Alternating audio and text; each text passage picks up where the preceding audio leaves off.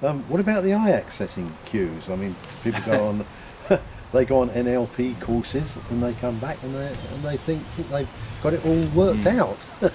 Well, there's lots of we make generalizations as part of life, in the way we talk and communicate about things. It sort of irritates me a little bit when I'm hearing people say things like, "Oh, they're making stuff up because they looked over there," or Yes. or with people say, "Oh, I'm a visual person," or "I'm a kinesthetic person," or "They're a visual person, they're a kinesthetic person," and they describe people as if you are this, but you're not. You're not, because that's the other one, as well as eye accessing cues from NLP. A lot of people end up doing courses and then end up calling people labels instead of as an individual. Yes. So, for example, you could say to me, "Oh, I hear what you're saying. It looks like it's a really good idea." So you've had auditory and then visual in that sentence, in that order. Yeah. And my way of responding to you would probably be the same way. So I might then say, what it is that I'm saying is the kind of thing that can look really interesting. So I'll use the same process. I'm using the same pattern as you. But I wouldn't suddenly think, "Oh, this is the way he always does it." All it is like a flow of water. It's a moving, flowing conversation. It's not, "Oh, so his way of talking is he always does auditory and then visual, auditory and then visual, auditory and then visual." Because that might not be true. No. I don't know whether that's true. I couldn't No. know whether that's true. You could do that 10 times in a row, but it doesn't mean you're going to do it 20 times No, in a row. of course It doesn't mean that tomorrow you're going to do it the same way. So having that kind of assumption, again, or that kind of generalization, isn't helpful, because then the therapist it's not. actually No, doesn't no, do no, what I it is they see. need to do. Yeah. Whereas, a bit like with eye accessing cues, it's about looking for patterns. So if I say to you, "So what colour was your front door again?" And you go, "It's yellow." And then I ask you something else to do with colour, and you again do the same thing, and then I ask you something else to do with colour, and you again do the same thing.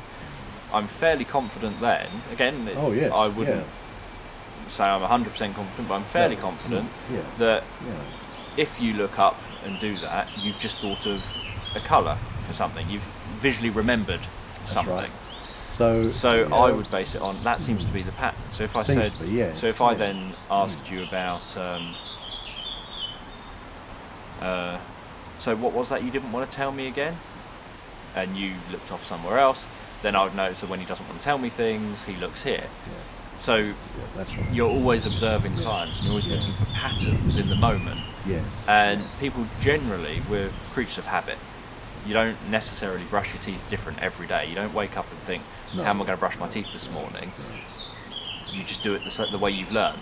You had to practice years ago, but then it became habit. And once it became habit, you stop practicing. You just go into autopilot. And that's the same with people that drive. You don't suddenly get into a car and think, "Right, what order should I do things in today?" You just do things in the same way each time. When you get dressed, you do it the same way each time. So we're creatures of habit.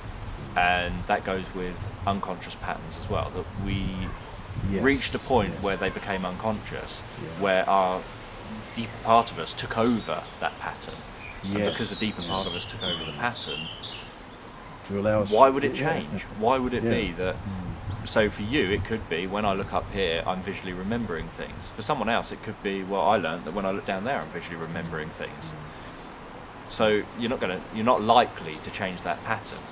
Once you've formed it yourself, you'll probably keep your personal patterns. That's right. Yes. So what you're looking for is patterns, not patterns based on the individual in front of you, not everyone does it this way.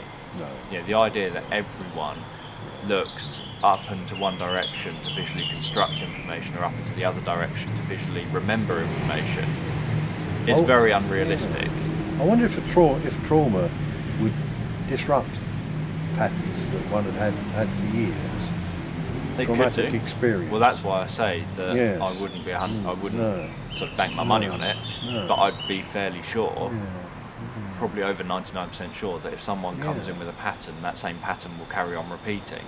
But there's bound to be an exception, and there's bound to be a time when Yes. something happens to someone where they have to shift their patterns, because actually shifting your patterns is a survival response to this new setup, this Yes. new behaviour. So, for example, it could be that, I don't know, whenever you approach the edge of a road, say a curb, whenever you approach the curb, you calmly stop, look left, look right, do that a couple of times and then cross the road. Yes. Then you get ran over.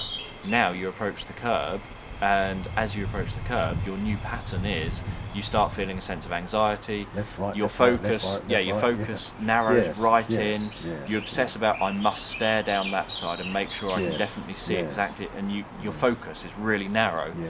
You can't now listen to music while you're crossing the road. You can't now talk to somebody while you're crossing the road.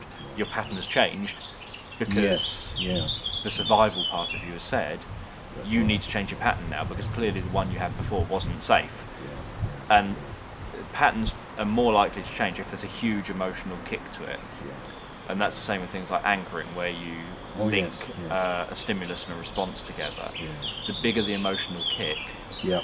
the less times, repetitions you need to make it anchor. So if you get someone to have a really, really powerful emotional experience, and then you touch them on the shoulder, touching them on the shoulder is going to trigger that powerful emotional experience.